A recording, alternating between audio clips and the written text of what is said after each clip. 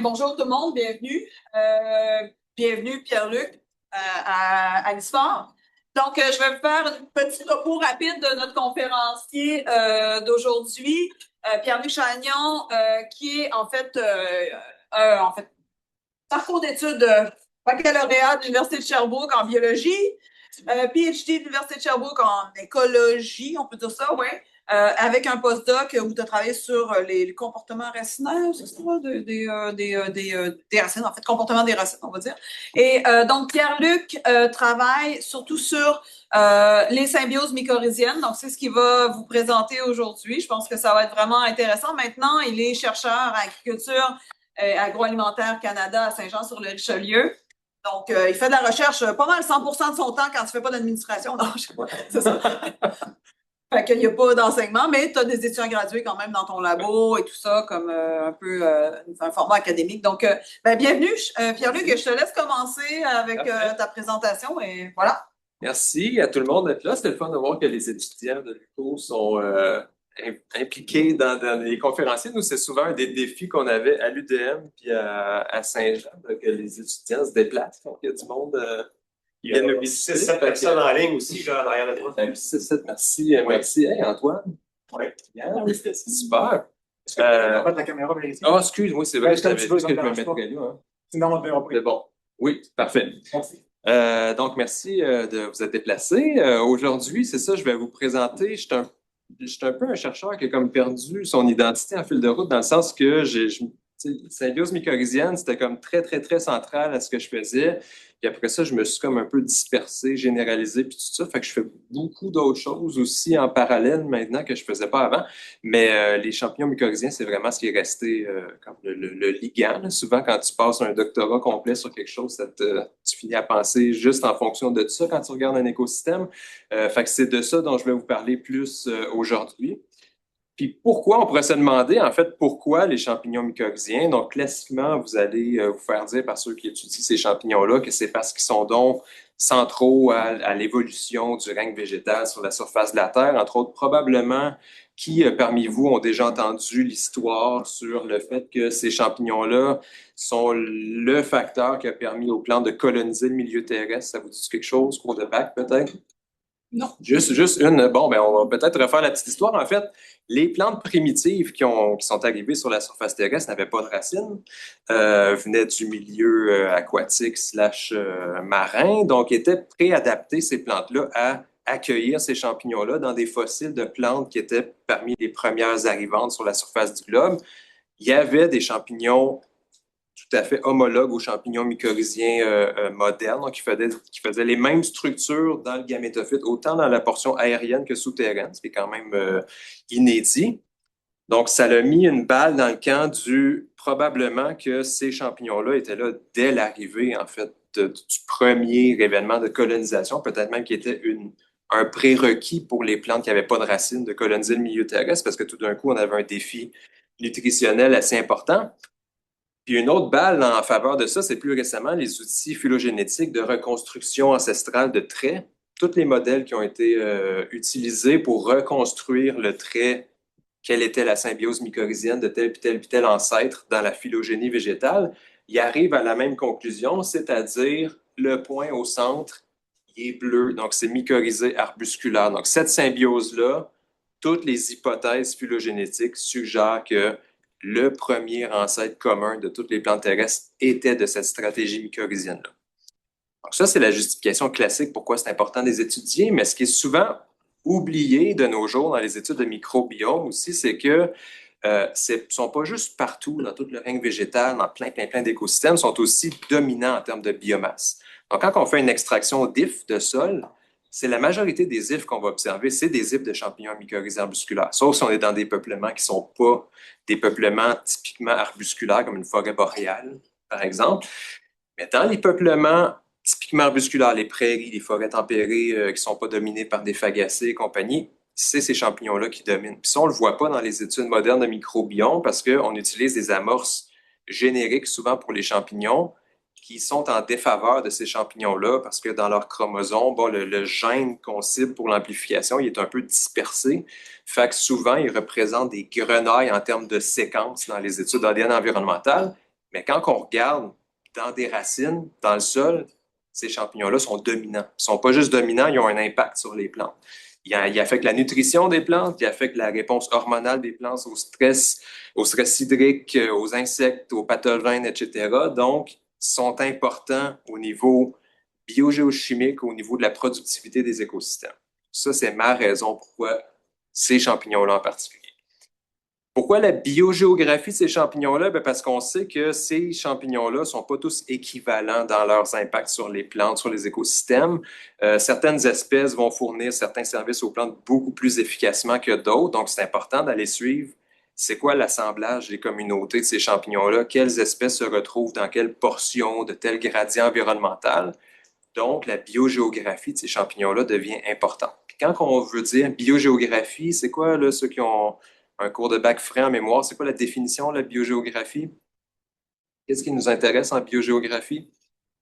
Tu nous fais travailler fort ce matin. Biogéo, on s'intéresse aux causes qui font en sorte que certaines espèces sont abondantes ici, sont pas abondantes là, etc. Donc, qu'est-ce qui fait en sorte qu'une communauté locale de champignons mycorhiziens a l'air de ce qu'elle a l'air? Ben, pour ça, vous avez probablement vu, certains d'entre vous au moins, une figure de ce type-là avec un assemblage des communautés très hiérarchique. Quand il y a une série de filtres, le premier, évidemment, c'est qu'il faut que l'espèce se rende quelque part. Après ça, il faut que l'espèce survive aux conditions abiotiques. Après ça, il faut qu'elle survive aux interactions avec les autres espèces, avec les prédateurs, les parasites, etc.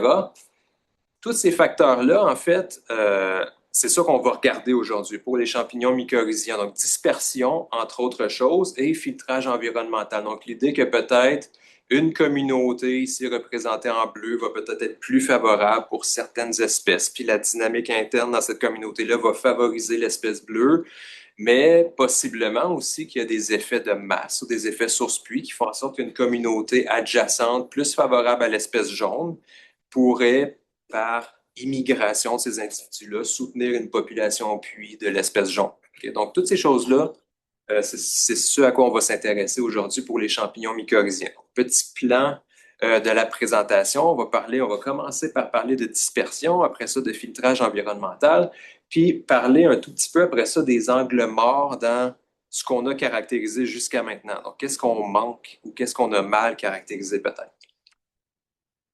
Dispersion, donc. Pourquoi la dispersion? Ben, comme je disais, c'est le premier filtre à l'entrée. Donc, pour qu'un champignon se retrouve quelque part, il faut qu'il se soit rendu.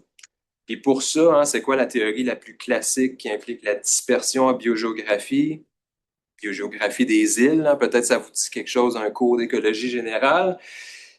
Quand je suis rentré à l'Université de Montréal en 2017, le premier projet en fait qu'on a eu financé, ça a été un projet justement où on s'intéressait aux infrastructures vertes. Du point de vue biogéo des îles, les toits verts, c'est le cas parfait de biogéographie des îles pour les champignons mycorhiziens. Pourquoi? Parce qu'on a des îles, on a des toits, qui sont dispersés dans une matrice assez hostile à la croissance des champignons, donc sont vraiment isolés. Il faut qu'il y ait un événement d'immigration pour se rendre là. Puis au moment de la formation de l'île, l'île est dépourvue de champignons mycorhiziens, c'est-à-dire le substrat qu'on met, on l'a vérifié, dépourvu de champignons mycorhiziens. Les transplants de plantes qu'on installe sur les toits, dépourvus de champignons mycorhiziens. Donc, c'est vraiment les événements d'immigration du mainland, du pool d'espèces qui sont dispersées par l'air dans cette région-là qui va créer les événements de colonisation puis mener à l'assemblage de communautés. Ce qui est intéressant, c'est que ces îles-là, comme dans la biogéo des îles, ils ont différents niveaux d'isolement par rapport au mainland ou à la source de propagule. Pour les toits, c'est la hauteur, c'est la taille du toit qui va influencer la probabilité d'un champignon à se rendre sur le toit. C'est un système parfait, en fait, pour aller suivre l'événement de colonisation d'un nouveau site par ces champignons-là. Évidemment, ce qu'on s'attendait, c'était que les toits plus isolés, plus hauts, plus petits, plus jeunes, qui ont moins eu l'opportunité d'être colonisés par plein d'espèces, il y aurait moins de champignons mycorhiziens, moins de diversité, etc. Ce qu'on trouve, en fait, c'est pas ça du tout. Donc, première chose sur laquelle j'attire votre attention, la quantité de champignons mycorhiziens en fonction de l'âge, on n'est même pas proche d'avoir une relation positive. Déjà, s'il y a quoi que ce soit, c'est une corrélation faiblement négative. Puis entre nos catégories de sites, donc ce que je ne vous ai pas dit, on a échantillonné deux catégories de toits. Les toits extensifs qui sont très minces, très stressants pour les plantes, puis les toits intensifs qui sont des toits plus épais où il y a même de l'agriculture urbaine qui peut se faire, etc. Puis des habitats benchmark, si on veut, les rouges qui sont les parcs, les grands parcs de l'île de Montréal, donc Mont-Royal, Jarry, etc., comme habitat un peu de référence, parce que la chose qui est un peu la faiblesse des toits verts en termes de biogéo, c'est qu'ils sont aussi des habitats très stressants pour les plantes, que c'est pas un habitat normal. Donc, on voulait avoir un comparatif. Maintenant, aucun de ces indicateurs-là, donc autant la diversité dans les racines, dans le sol, la quantité de propagules de champignons mycorhiziens, tout ça, il n'y avait aucun signal en fonction du type d'habitat. C'est-à-dire les toits étaient autant colonisés par les champignons mycorhiziens, puis autant que dans des habitats tout à fait naturels. Donc, les niveaux de diversité puis d'abondance de champignons, ils étaient comparables à ce qu'on trouve dans une érablière mature, dans une prairie, etc. Donc, première chose, en fait, très surprenante, puis même pour certains de ces toits-là, on parle non seulement d'habitats isolés, mais d'habitats très jeunes. Là. Il y a des toits qui étaient 2, 3 ans d'âge. Ça fait que très rapidement, en fait, il se réinstalle une diversité de champignons mycorhiziens. Donc, est-ce qu'il y a une barrière à l'entrée énorme qui fait qu'il y a comme quelques espèces qui peuvent s'accumuler juste au fil des décennies? Non. Pourquoi ça, c'était surprenant pour revenir à ce résultat-là? Parce qu'on a toujours assumé, hein, tu sais, quand tu commences un doctorat, tu es souvent à la recherche de certitudes, tu sais, que tu veux comme marquer comme document classé dans ton cerveau. Une des premières choses que moi, j'ai mis dans ce document-là, c'est les AMF, les champignons mycorhiziens, sont des mauvais disperseurs. Parce que c'est ça qui était écrit dans plein d'articles des années 80-90. Puis c'était comme classé dans la tête de tout le monde parce qu'ils sont cachés dans le sol, ils font pas de fructification au-dessus du sol, ils expulsent pas avec une énergie folle, plein de microspores super fines qui se propagent dans l'air comme une amanite ou une morée. Fait qu'ils doivent être mauvais pour se disperser. Puis leurs spores sont beaucoup plus grosses que des basidiospores, des ascospores, donc ils doivent être mauvais. Ben, c'est pas ce qu'on trouve dans ce système-là. Puis si on regarde ça avec un Joint Species Distribution Model, on fait un partitionnement de la variance de ben, c'est quoi qui explique la distribution de ces champignons-là si c'est pas des eigenvecteurs spatiaux pour la position sur l'île ou l'âge du toit ou tout ça. Pardon, tout ça, c'est quoi qui explique la distribution de ces champignons-là? C'est la végétation principalement. Donc, toutes les bandes de ce teint vert-là, c'est la communauté de plantes qui était disponible sur le toit. Puis l'autre portion qui est notable, c'est la portion en jaune qui est le résiduel aléatoire, si on veut. Fait qu'est-ce qu'on n'est pas capable de prédire par les données qu'on a dans les mains. Mais j'attire votre attention ici sur le petit graphique en bas. Cette portion-là aléatoire, elle est élevée seulement pour les espèces très rares ou très abondantes. Parce que dans un cas, on manque de données, puis dans l'autre cas, ben, si le champignon est partout, on n'est pas vraiment capable de prédire c'est quoi qu'il aime. Donc, c'est attendu en fait que pour certaines espèces, cette variation-là en jaune, elle soit plus élevée. Puis ce qui nous reste comme conclusion écologique, c'est vraiment, ben, c'est beaucoup les plantes disponibles qui vont influencer quels champignons sont sur quel toit, pas nécessairement s'il est plus jeune, plus isolé, etc. Donc, on est dans un contexte où l'isolement puis la biogéographie des îles, c'est pas très efficace pour nous dire comment ils sont distribués, les champignons mycorhiziens. A priori, on pourrait imaginer que c'est des excellents disperseurs, puis que ce qui va les contrôler, en fait, les filtrer, c'est plus la végétation qui est disponible. À prendre avec des pincettes, par contre, ici sur les toits, la végétation est pas mal collinéaire avec le type de toit qu'on retrouve parce que si on retrouve un toit très stressant en termes de régime hydrique, par exemple, ben forcément, il va y avoir plus de plantes grasses, plus de plantes tolérantes à sécheresse, etc. Donc, il y a probablement une portion de la variance en vert qui est peut-être expliquée aussi par les propriétés du substrat ou de la disponibilité de l'eau, etc. Mais dans tous les cas, ça reste du filtrage environnemental. C'est-à-dire qu'il y a des conditions qui sont réalisées sur un toit, puis c'est ça qui sélectionne les champignons plus que la dispersion. Pourquoi est-ce que, parce que ces résultats-là vont quand même un peu à l'encontre, hein, je vous ai dit c'est une vérité classée, c'est parce qu'on a quand même certains résultats qui suggèrent le contraire, c'est-à-dire que les champignons mycorhiziens arbusculaires sont très mauvais pour se disperser, mais souvent ces études-là viennent de milieux beaucoup plus pristine ou reculés ou tout ça. Puis qu'est-ce qui fait en sorte que, par exemple, nous, on a trouvé des résultats comme ça ou qu'à Chicago, Bala, Chaudhary et compagnie ont trouvé la même chose, en fait, qu'avec des capteurs de sport actifs, on en trouve plein de champignons mycorhiziens dans les capteurs de spore. Ben, le dénominateur commun, en fait, à nos travaux, c'est d'une grande ville, hein, Montréal, Chicago.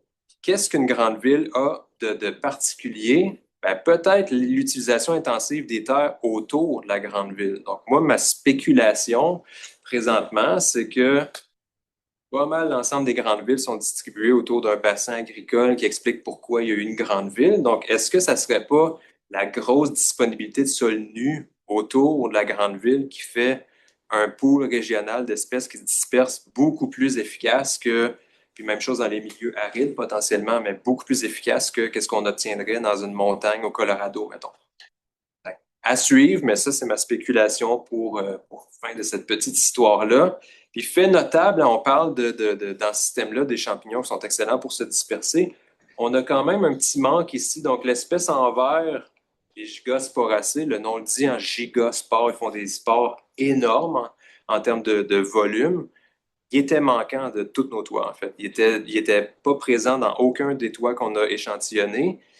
Puis c'est pas parce qu'ils sont rares dans l'environnement général. C'est une famille qui est très commune. Donc, peut-être qu'il y a quand même un filtre à l'entrée pour les très, très grosses spores. Mais reste que l'ensemble des autres grandes familles qu'on a trouvées sur les toits ont déjà toutes des spores qui sont considérées comme énormes dans la littérature. C'est-à-dire que on observe pour d'autres groupes de champignons, on observe des relations entre la taille d'un spore de champignon puis sa propension à être dispersé par le vent, des relations positives. Donc, plus la spore est négative, en fait, plus la spore est petite, plus qu'elle va se disperser loin. Puis on observe ces relations-là avec des gradients beaucoup plus courts en termes de taille, là. Donc, des spores énormes comme ça, quand on est à la 6 comme biovolume, on devrait s'attendre à ce qu'ils soient tout très mauvais pour se disperser. Deuxième aspect sur lequel on s'est intéressé, c'est pousser un petit peu plus loin, donc le filtrage environnemental. L'idée du fait qu'il y a des conditions localement qui vont favoriser certaines espèces au détriment d'autres. Donc, qu'est-ce qui peut expliquer le filtrage environnemental pour ces champignons-là? Ben, première chose à savoir pour ces champignons-là, le carbone qui nourrit leur métabolisme provient strictement de la plante hôte. Ils n'ont aucune capacité à se nourrir de façon saprotrophe avec du carbone organique qu'il y a dans le sol, par le parasitisme d'un autre organisme comme un autre champignon, etc. Ils dépendent de la plante hôte pour l'acquisition en carbone. Donc, forcément que la configuration de la communauté végétale, ça devrait être un filtre important. Pourquoi? Parce qu'on sait que les plantes varient en termes de gestion de carbone. Hein, peut-être certains d'entre vous utilisez des traits foliaires, par exemple, de plantes pour estimer leur propension à mieux acquérir rapidement ou conserver les ressources. Hein. Il y a des plantes qui sont plus conservatrices que d'autres. Ben ça va influencer leur propension ou la vitesse à laquelle ils vont allouer du carbone aussi à des symbiotes. Pas juste à leur tissu, mais à des extensions de leur tissu dans le sol. Puis, il y a certaines plantes aussi qui bénéficient plus de la symbiose, qui en dépendent plus. Ces plantes-là vont constamment avoir tendance à investir plus de carbone dans les champignons mycorhiziens. Donc, ça crée aussi un gradient de productivité pour les champignons. Puis ça, on le sait que ça va influencer la communauté de la même façon que si on fertilise une communauté végétale, on le sait que c'est les espèces compétitrices qui vont se mettre à dominer. Quand la ressource est abondante, les compétiteurs se mettent à dominer la communauté. Donc, il devrait avoir un gradient. Si on échantillonne différentes espèces de plantes, on devrait trouver des communautés un peu distinctes. Il devrait avoir des regroupements de communautés selon les traits des plantes qui nous intéressent. C'est ça qu'on est allé vérifier, en fait, dans une vieille friche agricole ou une jeune forêt en régénération, parce qu'il y avait beaucoup de trempes, de prunus, etc., qui commençaient à régénérer. On est allé échantillonner, en fait, l'ensemble des plantes herbacées, arbustives, qui étaient des plantes hôtes, des champignons mycorhiziens, arbuscules en abondance suffisante dans un site en particulier. Ce qui est intéressant, c'est que c'était au moment, en fait, ça fait quand même assez longtemps, c'était au moment où les outils de séquençage nouvelle génération devenaient disponibles. Donc, ça devenait possible, en fait, de faire des études à plus haut débit avec plus d'échantillons, etc. On est allé caractériser pour 10 individus par espèce, l'ensemble de ces espèces-là de plantes, quels champignons mycorhiziens qu'on trouvait dans leurs racines. Ce qu'on a trouvé, en fait, c'est des grappes. Les modules en noir, là, les interactions en noir, c'est des grappes, en fait, d'espèces qui interagissent plus entre elles qu'avec le reste de la communauté. Donc, essentiellement, les champignons qui font partie du module 1 vont interagir préférentiellement avec le rubus pubescens, l'aspiré et le gaillet, etc. pour les autres modules. Ce qui est encore plus intéressant, en fait, c'est qu'on est allé caractériser les traits reliés à l'acquisition puis à la conservation des ressources pour ces espèces-là. Puis ça, vous voyez dans l'analyse, dans l'ordination à droite, c'est les modules qu'on retrouve sous la forme des ellipses ici sont très, très fortement distribués le long de l'axe 1. Puis l'axe 1, si vous regardez les traits, là, les vecteurs, c'est le classique SLA, antithèse de LDMC, donc des plantes plus axées vers acquisition à gauche, conservation à plus long terme à droite, la plante arbustive qui était dans son petit coin à droite. Donc, les préférences d'interaction entre plantes et champignons mycorhiziens, non seulement ils existent, mais ils ont l'air d'être associés à des stratégies écologiques, c'est-à-dire les plantes plus conservatrices dans notre système, qui ont tendance à être d'un côté de l'ordination, puis les plantes un peu moins conservatrices, quoique, là, on n'est pas non plus dans les plantes très, très, très rudérales non plus, ils ont l'air d'être de l'autre côté. Maintenant, ça ne veut pas dire que si on prend le réseau ici, ça ne veut pas dire que parce qu'il y a une préférence envers certaines plantes et certains champignons, ça ne veut pas dire que les plantes puis les champignons dépendent de ces partenaires préférés-là. Donc ça, c'est une nuance qu'on voulait apporter. Est-ce que même s'il y a des préférences d'interaction, le système demeure flexible? C'est-à-dire, c'est pas parce que le champignon XYZ est absent, puis c'était mon partenaire préféré dans l'autre communauté, que je serais incapable de régénérer, d'avoir une croissance appréciable dans un site où ce champignon-là est absent. Donc, à quel point il y a de la flexibilité dans ces patrons-là d'interaction, c'est ça qu'on voulait aller voir en allant échantillonner à répétition différentes communautés locales. Donc, dans 3 sites différents, on est allé échantillonner 6 réseaux indépendants, 6 communautés indépendantes. Puis on est allé mesurer, en fait, le niveau de variabilité ou de flexibilité qui est juste une espèce de partitionnement, en fait, de bêta-diversité entre ces réseaux-là. Donc, on compare les réseaux entre eux, de la même façon qu'on peut quantifier la bêta-diversité dans des communautés d'espèces entre elles, puis on peut la partitionner. Bien là, l'idée, c'était d'aller voir la variation totale entre mes communautés, mes réseaux locaux. C'est quoi la portion qui est expliquée par le bêta-T, qui est le turnover ou le changement d'espèce. Donc, un réseau peut être différent d'un autre juste parce que dans un, il y a l'espèce A, puis dans l'autre, il l'a pas. Donc, ça, c'est une source assez intuitive de variation qui nous intéresse un peu moins. Mais celle qui nous intéresse le plus, c'est l'aspect rebrassage des interactions où les 2 espèces peuvent être présentes dans les 2 réseaux, mais peut-être que dans un réseau, ils vont interagir entre elles, puis dans l'autre réseau, ils n'interagiront pas entre elles. Fait que ça, c'est l'aspect flexibilité qui nous intéresse. C'est celui qui est représenté par bleu foncé ici ou noir. Donc, dans chacune des comparaisons, pour le site 1, chacune des comparaisons pairwise des réseaux entre eux, il y avait constamment, grosso modo, à travers l'ensemble de nos sites, à peu près 80% de la variation entre nos réseaux, qui était juste expliquée par le fait que les espèces sont partagées, mais des fois, ils interagissent ensemble, des fois, ils n'interagissent pas ensemble. Donc ça nous dit que ça rajoute une couche d'information, en fait, que oui, il va y avoir de la sélection préférentielle de partenaires, mais ça ne veut pas dire que ça implique une dépendance du partenaire. En fait, peut-être qu'il y a des conditions locales dans une communauté locale qui font en sorte que peut-être les conditions du sol sont propices à cette interaction-là, puis dans un autre, ils ne sont pas. Peu importe, en fait, qu'est-ce qui fait en sorte qu'il y a de la flexibilité, mais il y en a. Puis ça, c'est important du point de vue aussi coévolutif, parce qu'il y en a qui ont argumenté dans la littérature sur les réseaux écologiques que à l'intérieur d'un module, ça devrait être considéré comme des unités de coévolution. Parce que si une plante préfère toujours interagir avec un pool de champignons en particulier et vice-versa, ben, ils devraient coévoluer plus facilement entre eux, puis ils devraient devenir co-adaptés l'un pour l'autre.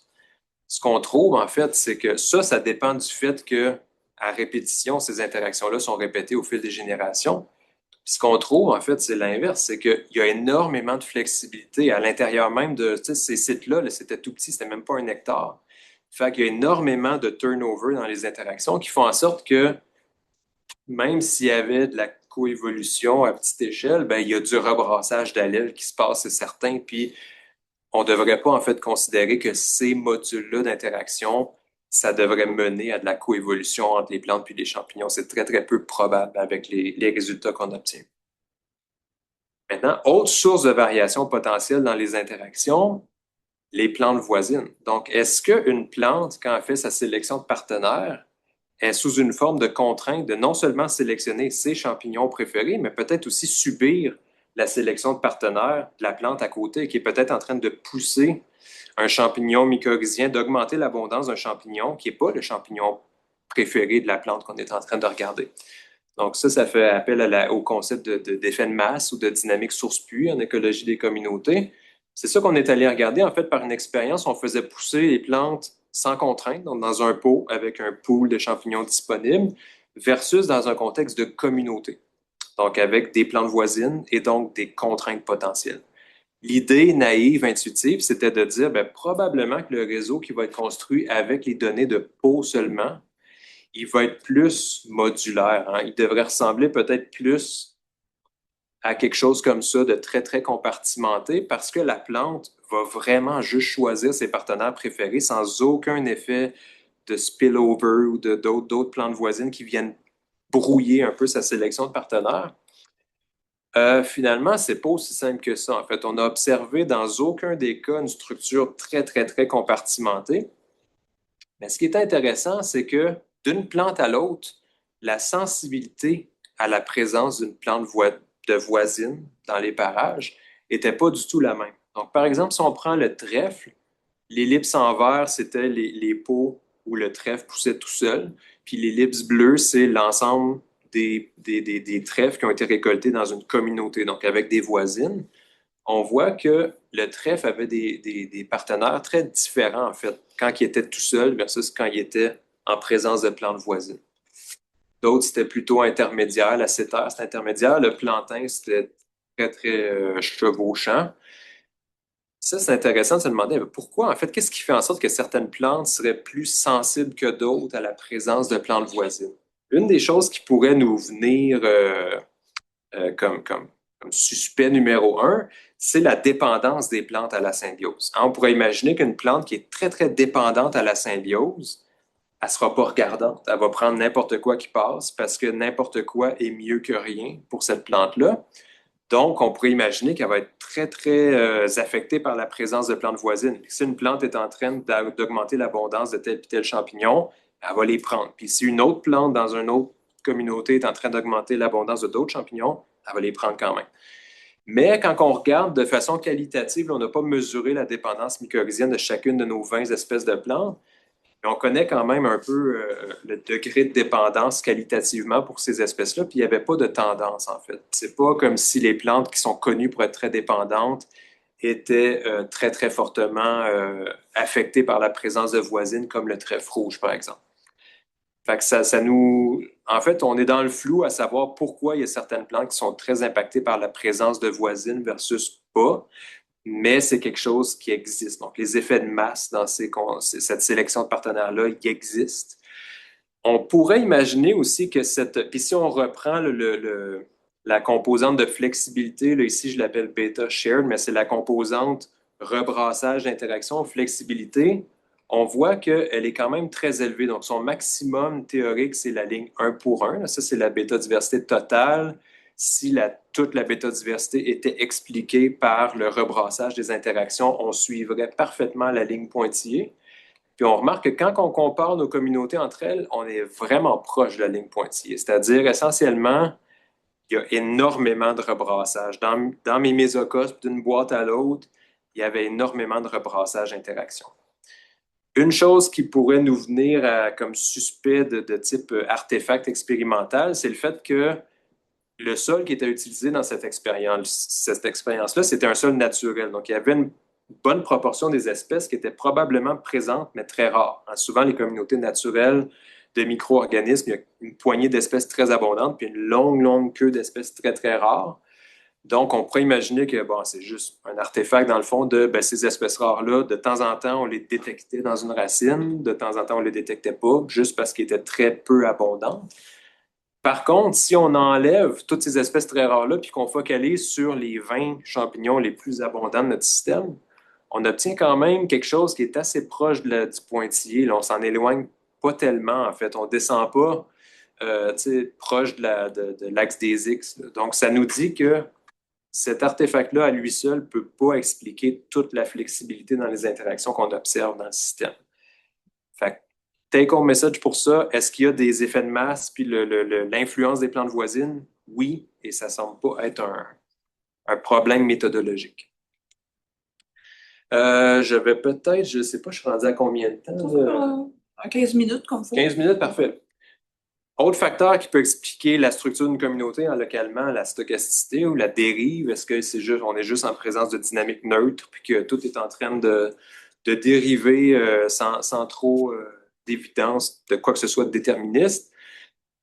On pourrait imaginer, puis il y a une façon puis il y a eu plusieurs articles qui sont sortis dans les dernières années où justement, à cause de l'avènement du séquençage nouvelle génération, c'est devenu très facile de caractériser une communauté, caractériser une poignée de variables environnementales, mettre les deux ensemble, puis de temps en temps, on n'obtient pas de relation. C'est-à-dire, on n'est pas capable d'expliquer les occurrences d'espèces en fonction des variables environnementales. Donc, ce que certains ont suggéré, c'est, bon, ben, ça veut dire que c'est stochastique. Si on n'est pas capable de trouver aucun lien entre l'environnement et notre matrice d'abondance de champignons, ça veut dire que ces communautés-là sont laissées au bon soin du hasard. Mais c'est pareil comme le débat sur la niche puis la neutralité là, au début des années 2000. Peut-être que la raison pourquoi on ne trouve pas de signal déterministe, c'est peut-être qu'on n'a juste pas mesuré les bonnes affaires. Donc, une autre façon de voir ça, ça pourrait être de dire, ben, au fil du temps, si je suis une communauté au fil du temps, d'un échantillon à l'autre, si c'est vraiment de la dérive qu'on observe puis de la stochasticité, la variance entre mes communautés devrait augmenter. C'est-à-dire, plus que tu laisses des affaires dériver indépendamment l'une de l'autre, plus qu'ils devraient s'éloigner, en fait, plus qu'ils devraient diverger. À l'inverse, s'ils s'en vont tous dans une direction parce qu'ils sont sous l'effet d'un filtre environnemental X, Y, Z, on devrait voir un patron comme ça de turnover des espèces, c'est-à-dire peut-être qu'au fil du temps, il pourrait avoir une succession, par exemple, ou il pourrait avoir une sélection de certaines espèces qui sont mieux adaptées aux conditions environnementales qu'on leur présente. Il y a des indices dans la littérature qui suggèrent, donc cette étude-là est particulièrement parlante de Gao et compagnie, qui ont suivi les communautés d'AMF, de champignons mycorhiziens, au fil d'une saison. Donc le moment de la saison, c'est l'échelle de couleur. Il y a clairement une directionnalité dans tout ça. La communauté s'en va quelque part. Mais il y a des contre-exemples qui ne montrent pas du tout des tendances comme ça. Donc, ce qu'on a voulu faire, en fait, c'est de faire une méta-analyse de l'ensemble des jeux de données. Je vais peut-être skipper cette diapo-là. L'ensemble des jeux de données pour lesquels on avait des données temporelles de structure de communautés de champignons mycorhiziens. Donc, avec un certain nombre de points dans le temps comme critères. Puis, on a filtré pour obtenir 200 études qui rencontraient les critères, 200 piles, ça ne s'invente pas. Puis, pour voir, en fait, la portion foncée ici, la chose qui est à retenir de ce graphique-là, là, puis d'ailleurs, l'échelle est inversée, ça, c'est mon erreur d'avoir fait ça à la va-vite hier, désolé, c'est est-ce que la présence de ce patron-là dont je vous parlais tantôt, est-ce que c'est une composante dominante dans la bêta-diversité dans les communautés? Puis, dans une grosse proportion d'études, là, on parle de, mettons, ça représentait plus que 75% de la variation dans peut-être le 2 tiers des études. Donc, c'est très qualitatif ce que je viens de vous dire là, mais dans une très, très grosse proportion des études, on trouve qu'il y a vraiment un turnover entre des espèces entre les points dans le temps. Donc ça corrobore pas en fait quelque chose qui serait en train de dériver au plaisir du hasard et de la stochasticité.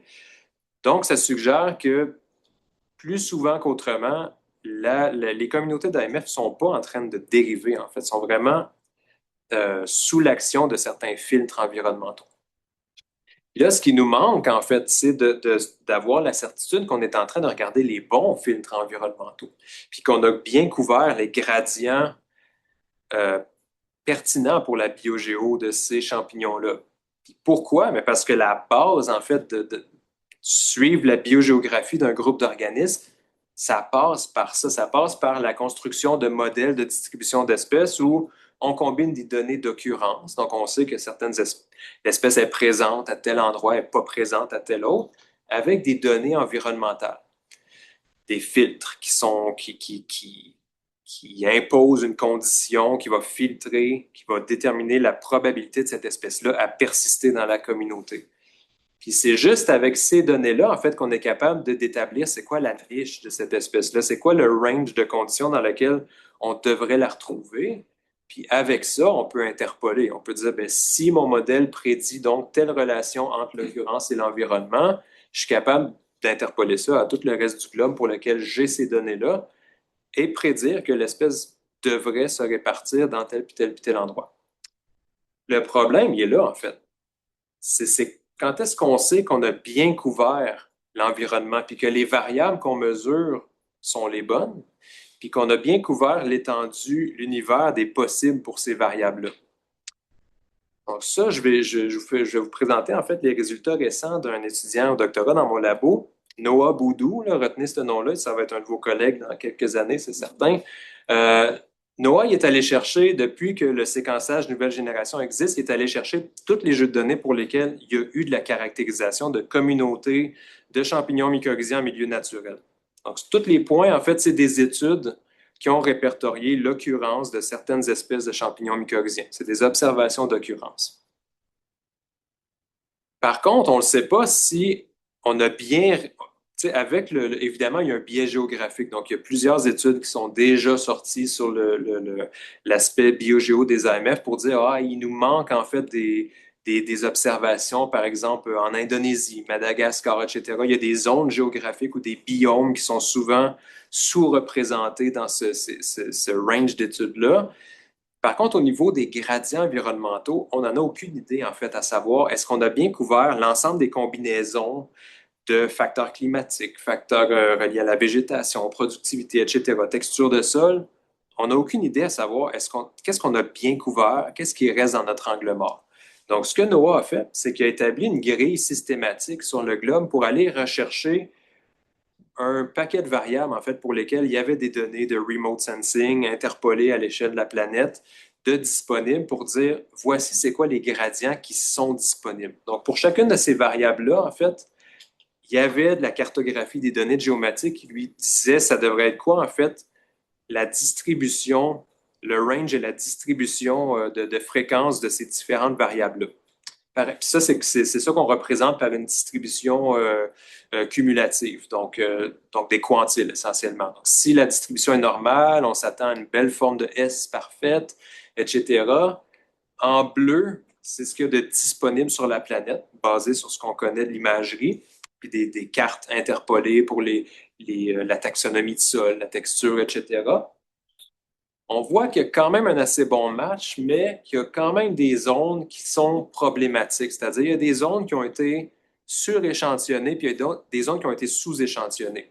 Ça, c'est en prenant, dans le fond, ces courbes ici. Si on calcule la dérivée de chacune de ces courbes-là, quand les pentes ne matchent pas, quand les dérivées ne matchent pas, c'est qu'il y en a une qui est en mismatch à l'autre. Donc, ce qu'on est en train d'échantillonner, ce qu'on a échantillonné sur le globe, ça ne correspond pas avec ce qu'il y a de disponible sur le globe.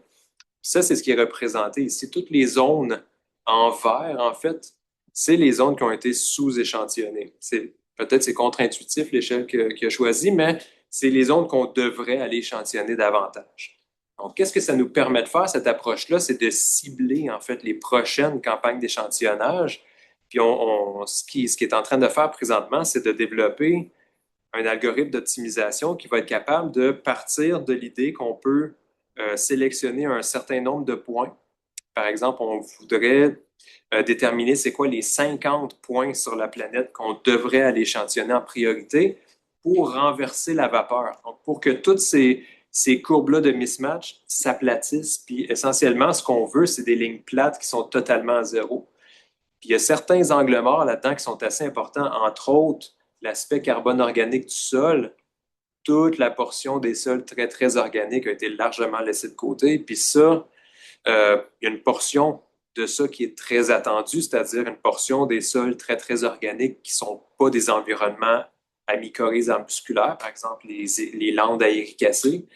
On n'en trouvera pas de toute façon, ou peu de champignons à mycorhize musculaire, mais dans toute cette zone-là, il y a aussi toutes les terres organiques cultivées, par exemple. Ça pourrait être intéressant d'aller se focaliser sur ces zones-là, ces terres noires-là qui sont cultivées par l'homme.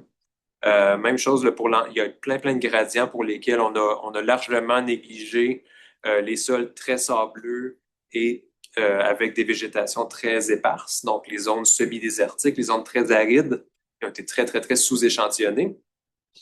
Et pourquoi c'est important? Bien parce que présentement, on est dans cette ère-là, en fait, dans la biogéographie des AMF. Il y a un groupe qui a été formé il y a à peu près peut-être 5-6 ans, qui se nomme le SPUN, le Society for Protection of Underground Networks, qui est largement financé par de la philanthropie, puis dont l'objectif est de financer des campagnes d'échantillonnage pour aller compléter le portrait, dans le fond, un peu qu'est-ce que je suggérais, sauf que si l'approche qui est privilégiée, c'est une approche par proposition de projet où les gens, essentiellement, vont proposer typiquement un endroit très reculé sur une zone de la planète très funky et de dire, ben, il y a une communauté végétale très weird à cet endroit-là, on pourra aller voir qu'est-ce qu'il y a comme...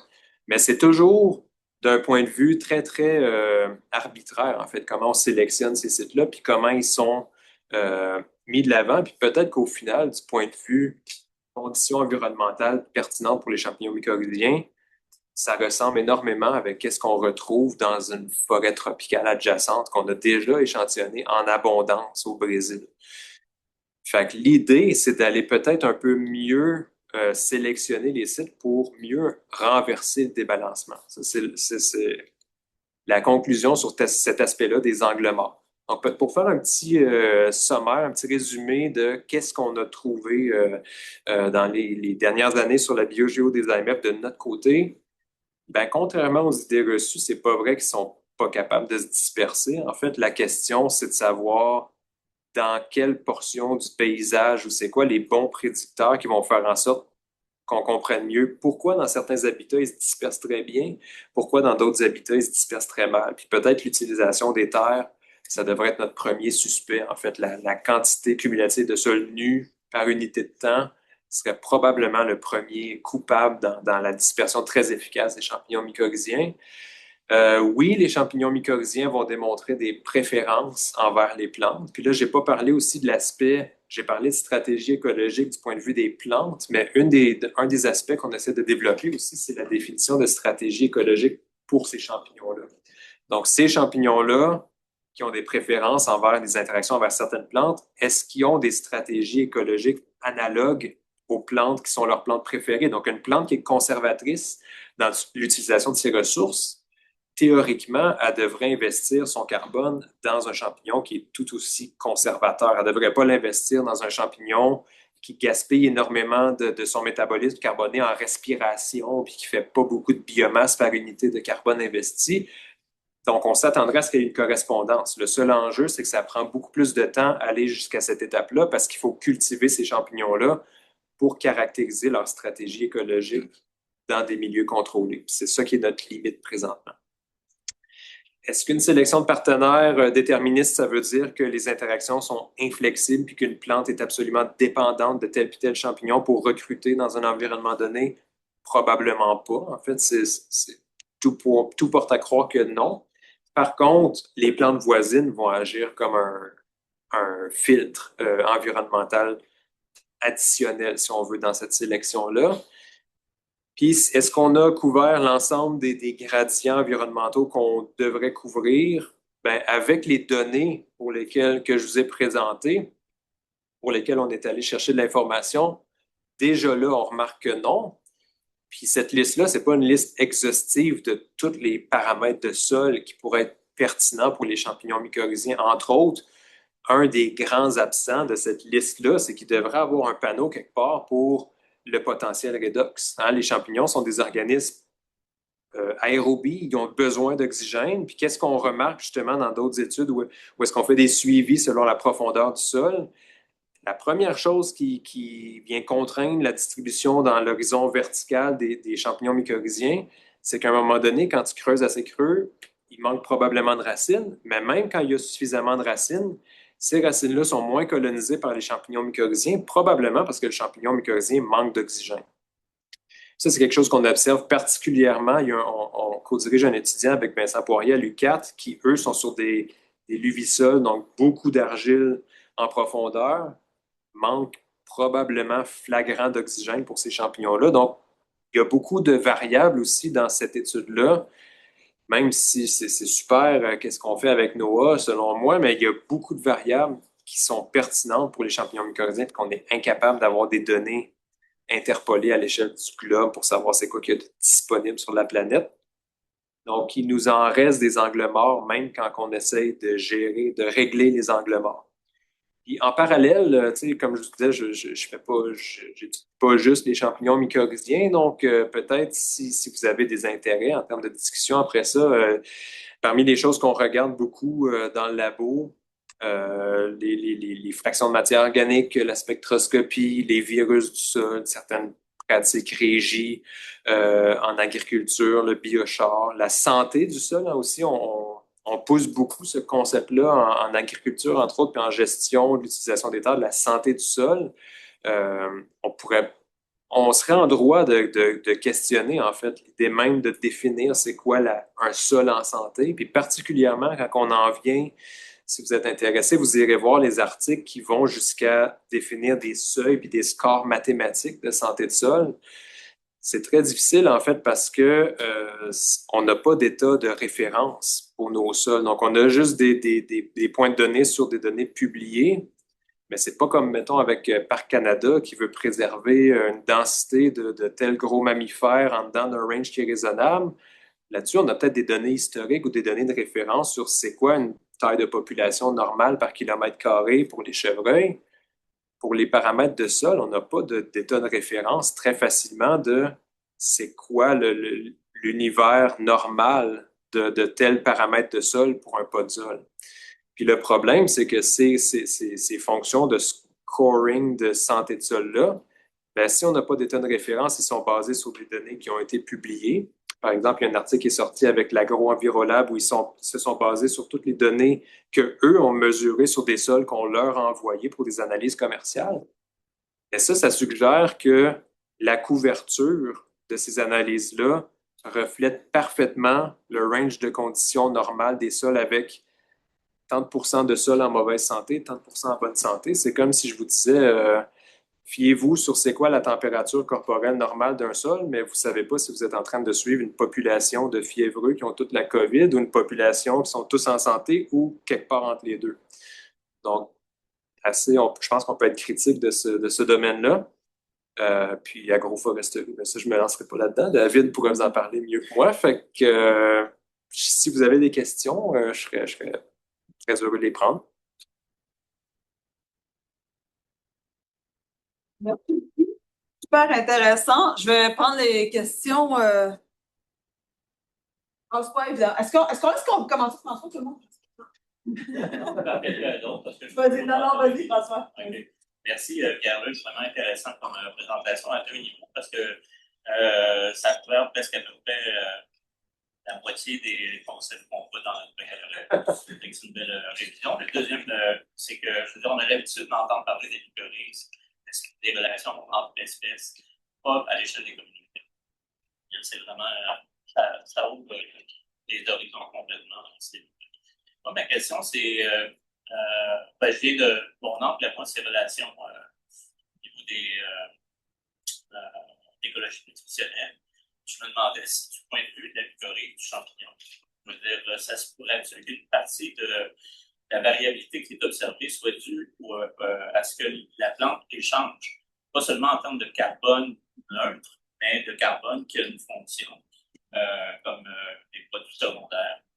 Puis que ça peut être le contexte dans lequel la communauté se trouve, environ du point de vue environnemental. Et la plante, ben, elle change de ce qu'elle donne comme carbone. Puis le handshake, ben, il est peut-être plus labile, si on veut dire. Ben oui, t'as très bien. En fait, j'ai parlé de la dépendance des plantes comme étant peut-être un gradient de productivité. Il y a des plantes qui en donnent plus et des plantes qui en donnent moins.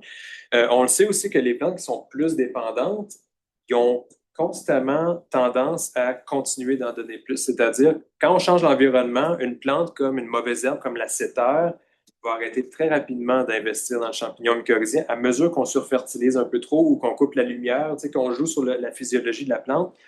Elle va être très efficace pour couper les robinets versus une plante très dépendante qui va pas l'être. Fait qu'au niveau juste gestion de l'apport et de la quantité, les plantes sont vraiment pas égales là-dessus. Puis oui, il va y avoir une fluctuation selon l'environnement, selon la saison aussi. Les plantes sont très variables au point de vue phénologie des racines. Fait qu'une printanière qui va faire ses racines à l'automne, ben, ça va être une game complètement différente. Puis mettons, on le sait que dans les écosystèmes plus forestiers tempérés, ben, les acolosporacées ont tendance à être plus abondants. Puis potentiellement que c'est une combinaison de qui aiment ça, l'apport printanier, peut-être qu'ils sont plus tolérants au sol frais, etc. On ne le sait pas trop, en fait, qu'est-ce qui fait en sorte que certains champignons vont préférer, physiologiquement parlant, vont préférer certains habitats, certains autres.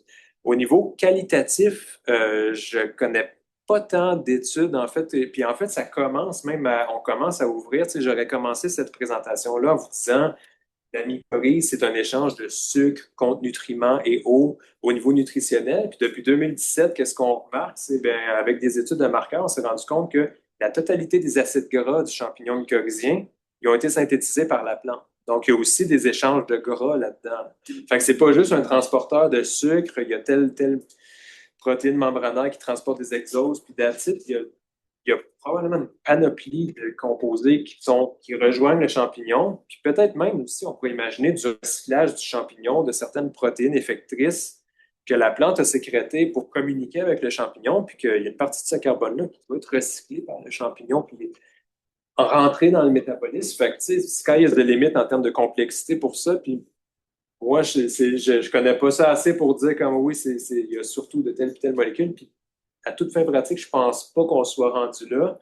Mais au niveau, c'est ça, de la diversité des molécules qui peuvent servir de source de carbone, je pense que là, on a ouvert la porte des lipides. Probablement qu'on pourrait continuer d'ouvrir ça à beaucoup plus grand, puis que des aspects de métabolites, des métabolites secondaires, on va probablement se rendre compte que ça a un gros impact sur la nutrition, puis aussi sur la capacité du champignon à entrer. Comme à quel point certains, ça va rendre le tissu moins facilement colonisable. Puis une des choses qu'on sait qui va affecter la progression du champignon mycorhizien, c'est la densité du cortex aussi. Par exemple, les plantes qui ont beaucoup d'aérenchyme ou des plantes comme le poireau qui ont un cortex très lousse, bien, ça va favoriser des champignons qui vont être très efficaces pour courir à l'intérieur du système racinaire versus, mettons, la clématite que j'ai échantillonnée pendant mon doc.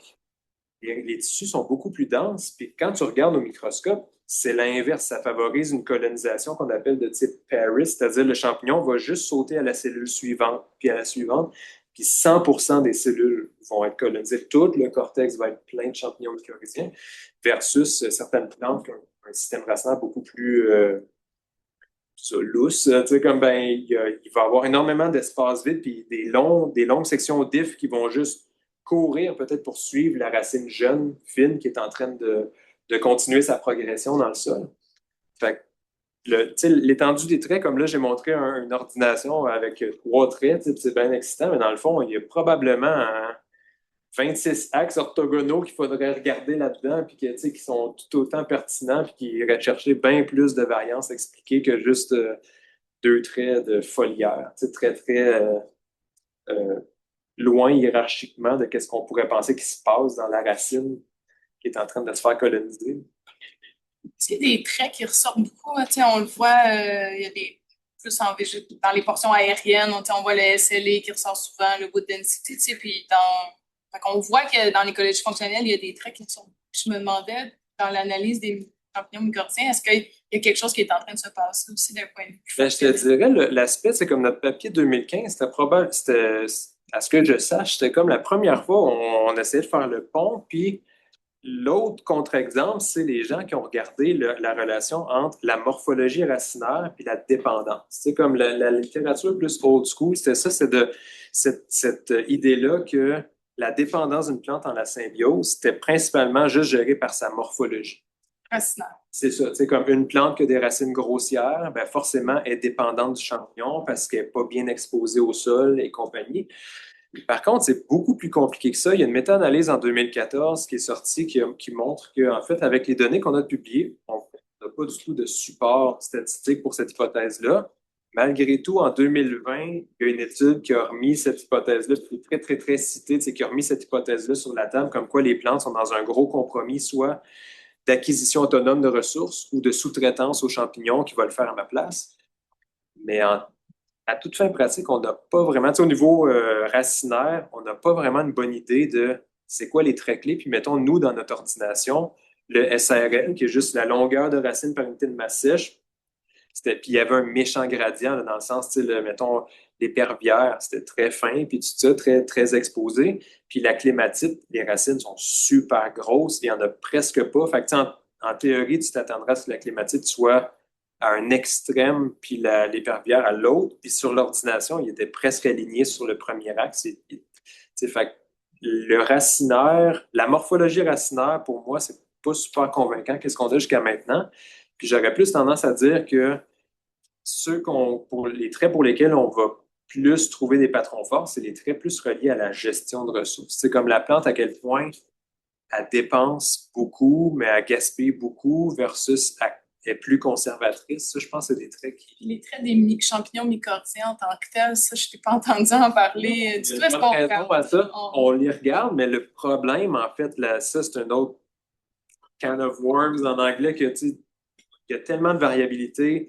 Déjà là, on ne sait pas c'est quoi les traits les plus propices à mesurer. Donc, dans l'article de 2013 que je n'ai pas présenté, on suggérait que si on avait une approche semblable pour classer les plantes puis les champignons, mettons, on suggérait le triangle CSR de Grime en disant, ben, peut-être ça pourrait nous pointer vers ce qu'on pense être les traits reliés à l'habilité compétitive pour le champignon. Si on pense que ça devrait être ce trait-là, mettons, ben, on devrait aller le mesurer en priorité. Parce que présentement, ce qui manque, c'est des données sur les traits. C'est ça de mesurer des traits sur les champignons. Parce que, mettons, tu prends comme l'arbre ici, tu peux aller chercher une feuille, tu peux échantillonner l'individu, mesurer de la chimie foliaire, la morphologie, etc. C'est quand même facile.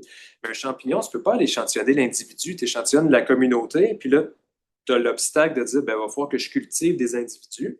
Première chose, fait que les gens ne font pas ça, fait qu'il manque cet aspect-là. C'est ça qu'on essaye de faire présentement, mais c'est tellement long. Puis l'autre problème, c'est la variation à des niveaux écologiques très, très, très creux très périphériques dans la phylogénie, c'est-à-dire même isolat d'une même espèce, ça peut être le jour puis la nuit. Là, comme, mettons, les tester sur un plantule de riz, il y a des gens qui observent un facteur 5 de bénéfice que la plante va aller chercher du champignon pour la même espèce, le même. Fait que, c'est 99,99% des gènes sont pareils, mais c'est deux écotypes différents, puis sont très, très, très distincts du point de vue de leur impact. Mais il y a des choses, mettons, qui sont assez conservées, genre à quel point, mettons, on sait que les gigasporacées, par exemple, colonisent toujours beaucoup plus le sol que les racines. Les gloméracées, c'est l'inverse. Il y a des choses comme ça qui sont assez conservées à l'échelle de la famille, mettons. Mais au niveau gestion de ressources, taux de respiration par unité de biomasse, des choses plus économiques, on n'a absolument rien. Oui. Quelle date de la plante d'une même espèce peut jouer sur la colonisation de... Oui, il y a un article qui était sorti là-dessus avec des méthodes un peu plus vieille école, justement moléculaires, mais qui montrait justement qu'il y avait un gros changement au fil du temps. Donc, probablement une espèce, mais c'est dur de parler de succession parce qu'en même temps, l'environnement change pour le champignon. Donc, c'est pas juste le temps qui change, c'est aussi la physiologie de la plante. Fait que là, c'est un peu l'œuf ou la poule. Ça change-tu parce que le temps s'est écoulé, puis les colonisateurs se sont effacés, puis les compétiteurs ont embarqué, ou c'est juste la plante qui sélectionne différemment parce qu'elle est plus vieille? Ça, on peut pas vraiment différencier. Oui. Bon, ben, je suis désolée, je suis obligée d'arrêter là. Les étudiants, on va parler avec Pierre-Luc cet après-midi. Pardon, ouais, ben, c'est parce qu'il est 13h15 puis on est un petit peu serré dans l'horaire. Mais merci encore Merci à de vous, cette présentation-là.